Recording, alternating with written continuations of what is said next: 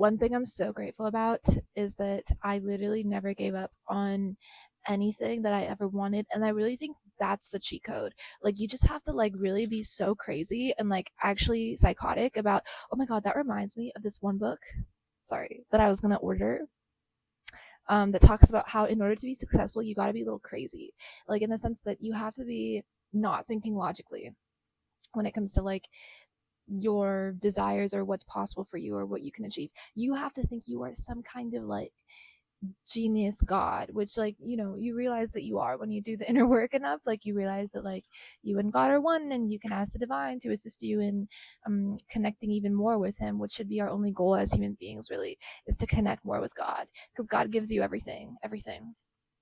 um but yeah, so I'm glad that I, during like really tough times, like I learned the process of alchemy, so like channeling anger and like channeling like negative emotions, for example, into your work, into your manifestations, into your creativity, into you. And there's really like no benefit in not transmuting anger or any emotion you feel, because your emotions are raw power.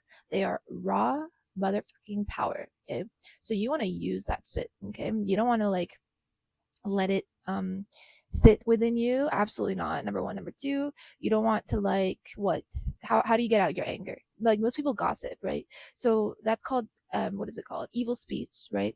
So when you partake in evil speech, what happens? You get the same whatever you talk about, you actually get it, you receive it back, right? Because you're sending it out, you're sending energy, emotion, power, life force energy, your essence, your words, you are creating as you partake in evil speech. So all that comes back to the sender. That's why we say good things only about ourselves and about others and to others only. Gossip is black magic towards yourself. And I think a lot of people are starting to wake up to that, which is amazing. I woke up to it many years ago. I realized that people curse themselves through that. If not now, karma has to do its job eventually. So gossip is the best way to attract negativity towards you, so only positive speech, even within your mind, even if you feel negative. Now, this does not mean we are bypassing our anger or negative emotions. This does not mean that we're forcing it down and forcing ourselves to not look at it because, oh my God, it makes me uncomfortable, I feel triggered, or what if I realize I'm a bad person, or what if I realize I don't like who I am. First of all, there's no such thing as a good or bad person. That's like duality it's duality. Don't think that way. There's no such thing. It's social categorization, and it's like a lot. There's no such thing. What constitutes somebody as a good or bad person? There's no such thing. So understand that if you don't want to face something within yourself, you are causing separation within yourself, right? And so whenever there's a gap, whenever there's an unmet something, whenever there's separation within yourself, there is a question mark there. Now that question mark scares you. It makes you feel as though, there's some parts of me that I have not explored.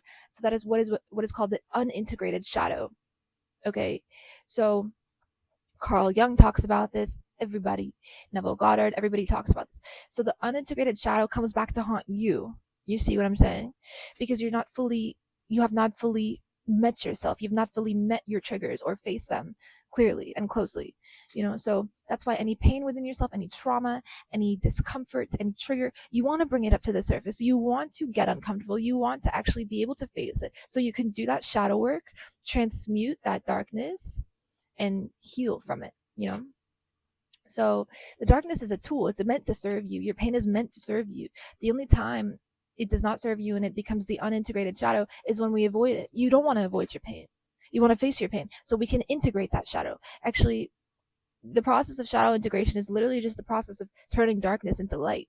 It's the process of expanding the vessel. We turn darkness or separation within ourselves into light. We make it conscious. We bring it to the surface. We make the unconscious conscious. We bring it to the surface. And then once we face it, we can allow for it to humble us.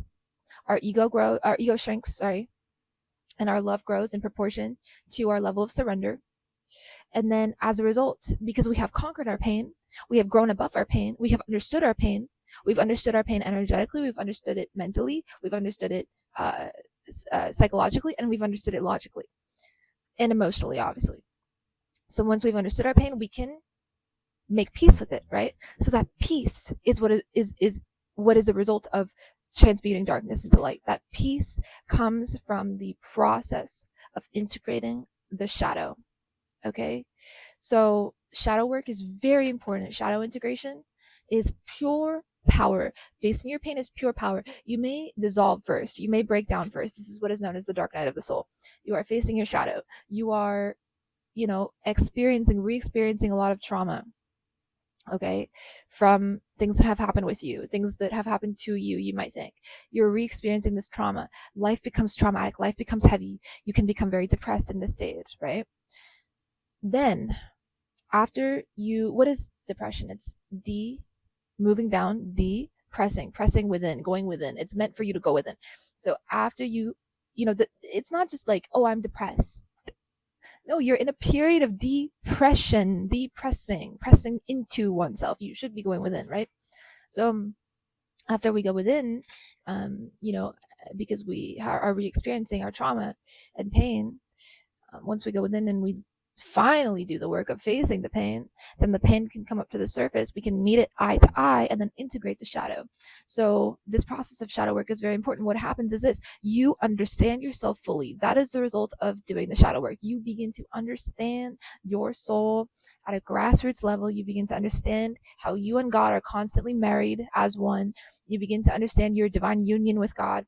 You begin to understand, why you are the way that you are, why you have had the karma that you've had. You could even be taken within like past life regressions to see that, okay, I have this karma to burn in my life. Like if you want to see what karma you have, look at your life, look at your pain, look at what you struggle with, right? This is what is meant to teach you. These are tools meant to transform you on a soul level, so you can actually heal yourself fully, like totally, and understand yourself fully, become whole.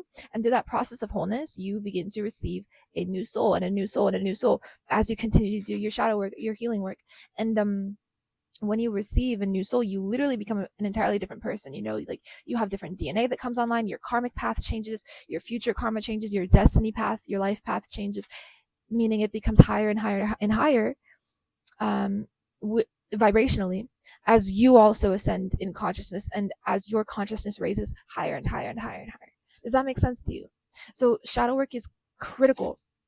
It's crucial. You must increase your bust. No, I'm just kidding. You must be doing shadow work. You must be doing shadow work if you really want to get the most out of life, and if you really want to sit on your highest timeline and create compounding infinite energetic wealth for yourself, first of all, which then is translated into financial wealth. The correlation is imminent. It's almost like the same thing, actually. This is what soul-led business is. This is what purpose-driven business is. It's very possible in today's day and age. We're very lucky. We're very lucky to have access to spiritual information. We're very lucky to have access to the science of the self and the science of self-realization. Please do read the Srimad Bhagavad Gita if you haven't already, and the Srimad Bhagavatam.